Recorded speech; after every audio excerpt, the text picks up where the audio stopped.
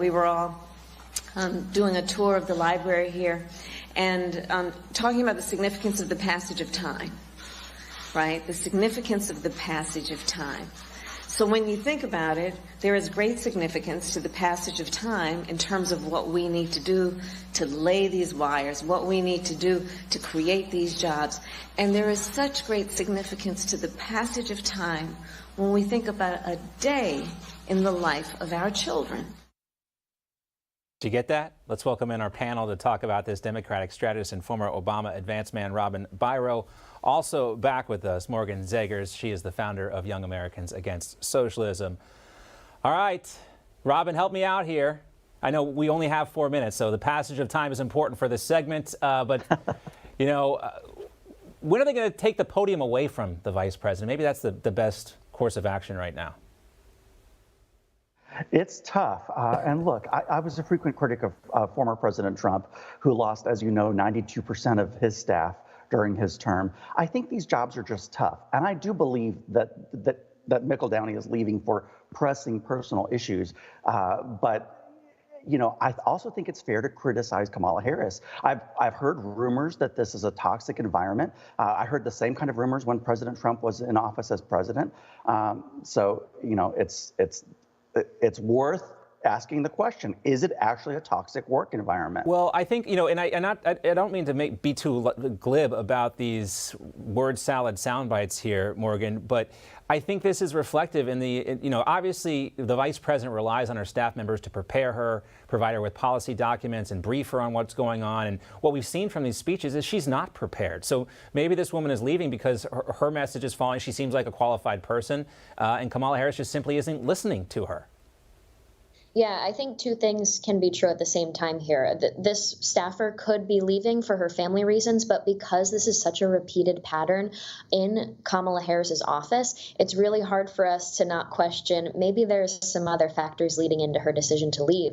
Now, not only is this a bad message to be sending to hire somebody for a job based on their skin color or what they look like on the outside, what their gender is, because let's be honest, that's what President Biden said he was going to do when he picked a vice president. So this is a diversity hire. It wasn't a hire based on experience or quality of character. And so this very well may be a situation of her being a bad boss. I'm a big believer, especially in politics, you have to act in a way and lead in a way that encourages people to join you and partake in the efforts as well. And she can't seem to do that. She didn't do that in the election to encourage voters to support her in the primaries. And apparently she can't do it as an actual boss. So I hope this is a lesson for people that as voters, the only reason these diversity picks and this wokeism is allowed to be pushed on us in the elections is because we allow it to happen. We don't care enough. So if we put more effort and stopped letting these people in D.C. trick us into supporting these crazy people like Kamala Harris being picked based on her skin color, perhaps we'd be in a better spot. But it really starts with the American people demanding more from our politicians. It's so true, Morgan. And we see that same kind of conversation happening now with the Supreme Court nominee, Ketanji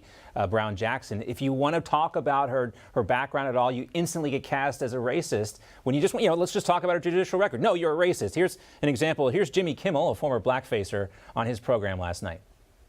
These hearings, they give a number of our Republican senators a chance to compete in one of their favorite events, the subtle racism jamboree. And you know, and that's always the stock response, Robin. We only have about 30 seconds for each of you, but I'll let you reply, and then we'll get Morgan for the last word.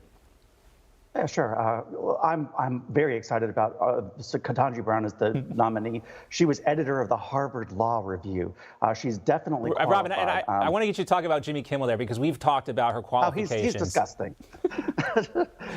You don't have. We got the rest of the media defending Judge Brown Jackson. We don't need you here for that. But you know, this is the hypocrisy I wanted you to talk about, and it's it is hypocrisy. It's disgusting. And Morgan, you know, it gets exhausting sometimes when you just want to talk about her record, and you know, you want to bring up the fact that she was on the Harvard Law Review. That's fine and important in this conversation. But again, this is about her judicial record, not about her skin color.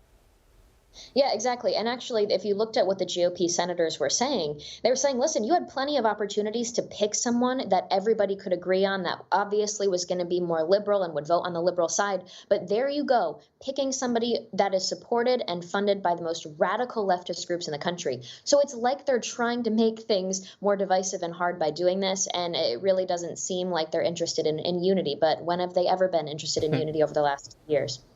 No, and I'm just happy we're not talking about high school calendars during this one. Oh gosh, yeah, no joke. We're all having a little, scary flashback. God help us. And no tears. And for the record, I like beer too. Anyway, Morgan, Robin, great to see you both. We'll talk next time.